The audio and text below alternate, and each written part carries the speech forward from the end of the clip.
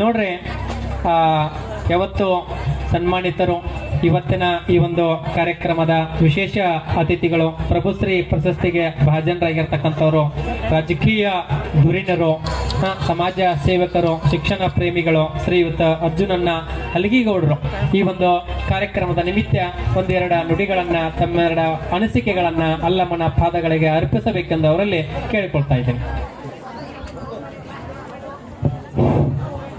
ಈ ಸಾಯಂಕಾಲದ ಶುಭ ಸಮಾರಂಭದಲ್ಲಿ ಆಕ್ಚುಲಿ ನನಗೆ ಆಯೋಜಕರು 2 ನಿಮಿಷ ಹೇಳಿದರು. ಪರಂ ಪೂಜ್ಯರ ಬಗ್ಗೆ ಹೇಳಬೇಕಾದ್ರೆ ಒಂದು ದಿನ ಸಾಲೋದಿಲ್ಲ. ಆತ್ಮೀಯರೇ, ಇವತ್ತಿನ ವ್ಯವಸ್ಥೆ ಬಗ್ಗೆ, ಇವತ್ತಿನ ನಡೆದಿರುವಂಥ ಜಾಗತಿಕ ವಿಷಯದ ಬಗ್ಗೆ, ಶಿಕ್ಷಣದ ಬಗ್ಗೆ, ಆರೋಗ್ಯದ ಬಗ್ಗೆ, ಸರ್ಕಾರದ ಬಗ್ಗೆ, ರಾಜ್ಯದ ಬಜೆಟ್ ಬಗ್ಗೆ ಚಿಂತನೆ ಬಹಳಷ್ಟಿದೆ. ಒಂದೇ ಒಂದು ನಾವು ಜೀವನದ ಉದ್ದೇಶ ಇರ್ತದ, ನನ್ನ ಮಗುವಿಗೆ ಒಳ್ಳೆ ಶಿಕ್ಷಣ ಕೊಡಬೇಕು, ನನ್ನ ಮಗ ನೌಕರಿ ಬರಲಿ ಅಂತ ಹೇಳಿ. ದೇಶದ ಬಗ್ಗೆ ಒಂದು ಕ್ಷಣ ನೀವು ಮನಸ್ಸು ಕೊಟ್ಟು ಕೇಳ್ರಿ. ಇಡೀ ದೇಶದಲ್ಲಿ ಪ್ರತಿ ವರ್ಷ 10ನೇ ತರಗತಿ ಓದುವಂತ ವಿದ್ಯಾರ್ಥಿಗಳ ಸಂಖ್ಯೆ 2.5 ಕೋಟಿ ಆದ್ರೆ PUCಗೆ ಬರೋದ್ರಲ್ಲಿ 2 ಕೋಟಿ ಉಳಿರ್ತದ. ಅದೇ ಡಿಗ್ರಿ ಮುಗಿಸೋದ್ರಲ್ಲಿ 1 ಕೋಟಿ ಉಳಿರ್ತದ. ಅಂದ್ರೆ 1.5 ಕೋಟಿ ಜನ ವಿದ್ಯಾರ್ಥಿಗಳು ನಡುವೆ ತಮ್ಮ ಜೀವನದ ಕನಸನ್ನ ನುಚ್ಚು ನೂರು ಮಾಡಿಕೊಂಡು ಯಾವುದೋ ಜೀವನಕ್ಕೆ ಮೆಟ್ಟಿಗೆ ಹತ್ಕೊಂಡು ಹೋಗ್ತಿರ್ತಾರ.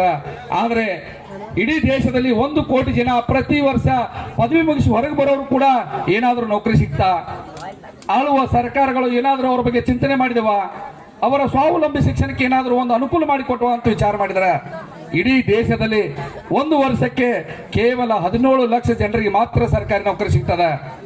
ಸುಮಾರು 20 ಲಕ್ಷ ಜನ ಖಾಸಗಿ ನೌಕರಿ ಹಿಡಿದ್ರೆ 10 ರಿಂದ 12 ಲಕ್ಷ ಜನ ಯಾವುದೇ ಸ್ವಾವಲಂಬಿ ಉದ್ಯೋಗ ಮಾಡ್ಕೊಂಡು ಬದುಕ್ತಾ ಇದ್ದಾರೆ. ಅಂದ್ರೆ 10ನೇ ತರಗತಿ ಇರುವಂತ 2.5 ಕೋಟಿ ಜನರಲ್ಲಿ ಕೇವಲ 50 ಲಕ್ಷ ಜನರಿಗೆ ನೌಕರಿ ಸಿಗ್ತದೆ. ಇನ್ನು 50 ಲಕ್ಷ ಜನ ಹಡೆದ ತಾಯಿ ತಂದೆಯ ಋಣವನ್ನು ತೀರಿಸಲಾರದೆ, ಜೀವಮಾನದಲ್ಲಿ ನೌಕರಿ ಸಿಗಲಾರದೆ, ಸ್ವಾವಲಂಬ ಶಿಕ್ಷಣದ ಪರಿಕಲ್ಪನೆ ಇಲ್ಲದೆ ನಮ್ಮ ದೇಶದಲ್ಲಿ ನಿರುದ್ಯೋಗ ಪ್ರತಿಯೊಂದು ಊರಲ್ಲಿ ತಾಂಡವಾಡ್ತಾ ಇದೆ. ಅಷ್ಟೇ ಅಲ್ಲದೆ ರಾಜ್ಯದ ವಿಷಯಕ್ಕೆ ಬಂದ್ರೆ, ನಮ್ಮ ರಾಜ್ಯದ ಒಟ್ಟು ಬಜೆಟ್ 1 ವರ್ಷಕ್ಕೆ 4,71,000 ಕೋಟಿ ರೂಪಾಯಿ. ನಾವು ಕಟ್ಟುವಂತಹ ತೆರಿಗೆಯ ಮೊತ್ತ 4,71,000 ಕೋಟಿ ರೂಪಾಯಿ. ಆದ್ರೆ ಸರ್ಕಾರ ಈ 5,10,000 ಜನ ನಮ್ಮ ಕರ್ನಾಟಕದಲ್ಲಿ ನೌಕರಸ್ಥರು 5,10,000 ಜನರಿಗೆ ಕೊಡುವಂತ ವೇತನ 1 ವರ್ಷಕ್ಕೆ 7,35,000 ಕೋಟಿ ರೂಪಾಯಿ. ನಮ್ಮ ಶಾಸಕರು ಕೂಡ ಹಿಡ್ಕೊಂಡು 7,35,000 ಕೋಟಿ ರೂಪಾಯಿ ಪಡ್ಕೊಂಡು ವೇತನ ಪಡ್ಕೊಂಡಂತ ನಮ್ಮ ನೌಕರಸ್ಥರು 500 ರೂಪಾಯಿ ಲಂಚಕ್ಕೆ ಕೈ ಚಾಚುವ ಕೆಟ್ಟ ದುರಾಲೋಚನೆ, ಕೆಟ್ಟ ವ್ಯವಸ್ಥೆಯಲ್ಲಿ ನಾವು ಬದುಕ್ತಾ ಇದ್ದೀವಿ. ಆತ್ಮೀಯರೇ, ಇವತ್ತು ಸರ್ಕಾರಿ